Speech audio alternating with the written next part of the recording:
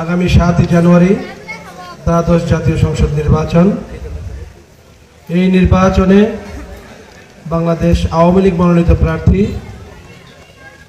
জননেত্রী দেশরত্ন শেখ হাসিনা মনোনীত প্রার্থী, নৌকা প্রতীকের প্রার্থী অ্যাডভোকেট মৃণাল কান্তি দাসের সমর্থনে আজকের এই সভার সম্মানিত সভাপতি, আমাদের মাঝে প্রধান অতিথি হিসেবে উপস্থিত আছেন গজারিয়ার মাটি ও মানুষের নেতা, গজারিয়া উপজেলা পরিষদের দুইবারের সাবেক উপজেলা চেয়ারম্যান জনাব রেফায়েতুল্লাহ খান প্রথা আছেন। আমাদের মাঝে উপস্থিত আছেন বাউশে ইউনিয়নের জনবান্ধব চেয়ারম্যান, যিনি এই নির্বাচনকে সামনে রেখে সারাদিন অক্লান্ত পরিশ্রম করে যাচ্ছেন, জনাব মিজানুর রহমান প্রধান। আমাদের মাঝে উপস্থিত আছেন হোসেন্দি ইউনিয়ন আওয়ামী লীগের সংগ্রামী সাধারণ সম্পাদক জনাব মোহাম্মদ শাহাবুদ্দিন।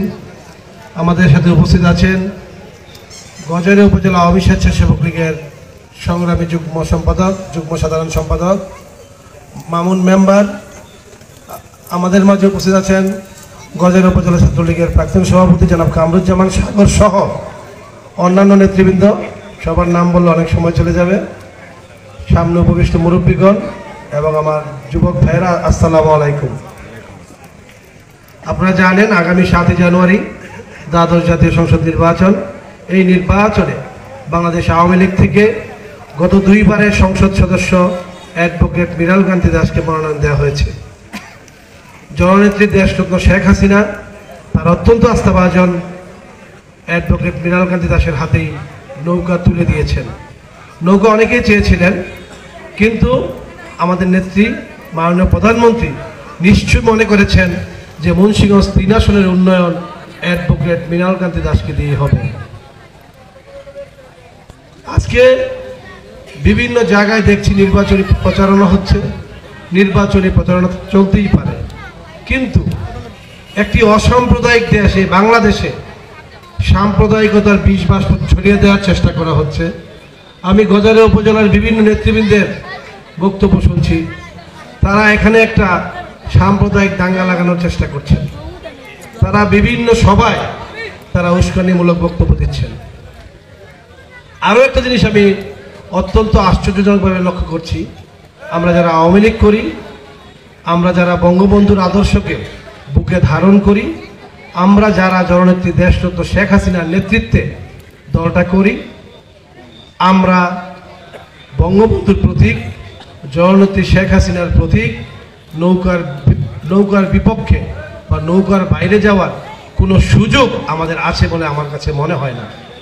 কিন্তু আমি আশ্চর্য, গজারিয়া উপজেলা আওয়ামী লীগের, যুবলীগের, ছাত্রলীগের সর্বোচ্চ পর্যায়ের নেতৃবৃন্দ দায়িত্বশীলতার বাদ দিয়ে, দায়িত্বশীলতার বাইরে গিয়ে তারা একজন স্বতন্ত্র প্রার্থীর পক্ষে বক্তব্য দিচ্ছেন। তারা দলীয় পদ পদবি বহন করে কিভাবে দলীয় প্রার্থীর বিরুদ্ধে একজন স্বতন্ত্র প্রার্থীর পক্ষে অবস্থান নেন তা আমার মাথায় ঢুকে না। আমি গজারিয়া উপজেলা আওয়ামী লীগ, যুবলীগ, ছাত্রলীগের ওই সমস্ত নেতৃবৃন্দকে অনুরোধ করতে চাই, আপনারা আপনাদের বিচার বিবেচনাকে কাজে লাগিয়ে অতি দ্রুত, অতি শীঘ্র জননেত্রী শেখ হাসিনার মনোনীত প্রার্থী অ্যাডভোকেট মৃণাল কান্তি দাসের নৌকার পতাকা তলে সমবেত হন। এটা আপনাদের প্রতি আমার বিশেষ অনুরোধ, বিশেষ আহ্বান।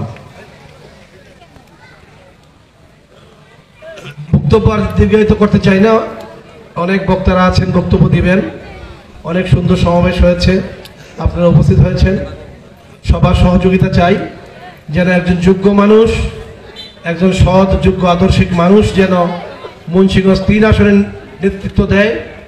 এবং যেহেতু জননেত্রী দেশরত্ন শেখ হাসিনার নেতৃত্বে উন্নয়নের মহাসড়কে বাংলাদেশ অবস্থান করছে, এই উন্নয়নের মহাসড়কে বাংলাদেশের অবস্থানকে ধরে রাখার জন্য মাননীয় প্রধানমন্ত্রী জননেত্রী শেখ হাসিনা মনোনীত প্রার্থী অ্যাডভোকেট মৃণাল কান্তি দাসকে নৌকা প্রতীকে ভোট দিয়ে আগামী 7 জানুয়ারি নির্বাচিত করে তাকে সংসদ সদস্য হওয়ার সুযোগ দিয়ে জননেত্রী শেখ হাসিনার হাতকে শক্তিশালী করতে হবে এবং আগামী 7ই জানুয়ারির পর আমাদের বর্তমান মাননীয় প্রধানমন্ত্রী আমাদের নেত্রী জননেত্রী শেখ হাসিনাকে আবার প্রধানমন্ত্রী হিসাবে দায়িত্ব নিয়ে উন্নয়নের ধারাবাহিকতা বজায় রাখার জন্য আমরা প্রতিশ্রুতিবদ্ধ, আমরা প্রতিজ্ঞাবদ্ধ এবং আপনাদের কাছে এই অনুরোধ, এই আশাবাদ, এই প্রত্যয় ব্যক্ত করে সবাইকে ধন্যবাদ দিয়ে